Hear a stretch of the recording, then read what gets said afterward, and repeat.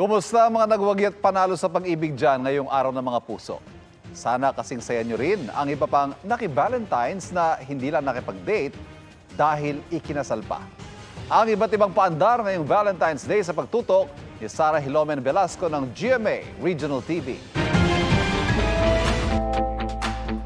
May Valentine na ba ang lahat? Kung ang iba may scheduled date today, aba, ibahin ninyo ang mga lovebirds na ito sa Cagayan de Oro City dahil sila nahanap na ang kanilang forever Valentine. Not just one, but 31 couples sa Cagayan de Oro City Jail Male Dormitory ang sabay-sabay na nag-I-do. Ang isa nga sa mga kinasal, 19 years nang nagsasama bago ang kanilang pag-iisang dibdib. Dili day ulahi ang tanan nga gitagaan mig pribilehiyo dinhi sa City Jail Male Dormitory nga gitagaan mig higayon nga bisan di ay tuod kami. Ang kanilang pag-iisang dibdib, patunay na walang kayang humadlang sa mga tapat na nagmamahalan. Research shows good nga ang mga PDLs nato with strong family ties and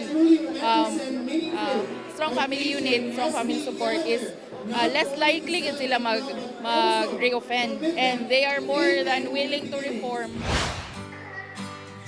Sa Kasiguran, Aurora, mga pulis naman ang nagpakilig sa ospital. Bit-bit ang mga rosas, all smiles ang hatid nila sa mga pasyente. At tauhan ng Kasiguran District Hospital. Ika nga nila, spread love everywhere you go. Kaya mga tauhan ng 2nd Quezon Provincial Mobile Force Company sa kalsada na idinaan ang pagpapakilig. Pero teka, itong si Twinkle, iba ang natanggap sa mister niyang si Sherwin.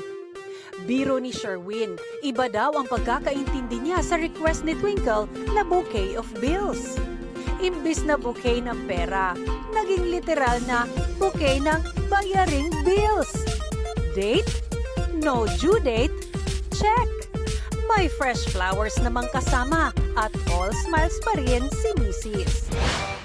Kung ayaw naman ng fresh flowers dahil nalalanta, pwede ang chocolate bouquet gaya ng mga benta sa Dagupan City.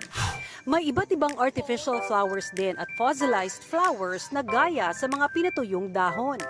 Para mas ramdam naman ang fuzzy feeling ngayong V-Day, pwede ang mga flower bouquet na ito na gawa sa fuzzy wires. Obra yan ng high school student na si Marge ng Iloilo City.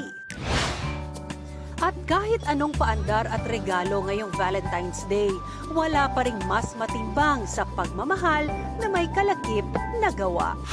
Mula sa GMA Regional TV at GMA Integrated News, Sara Hilomen Velasco, nakatutok 24 oras.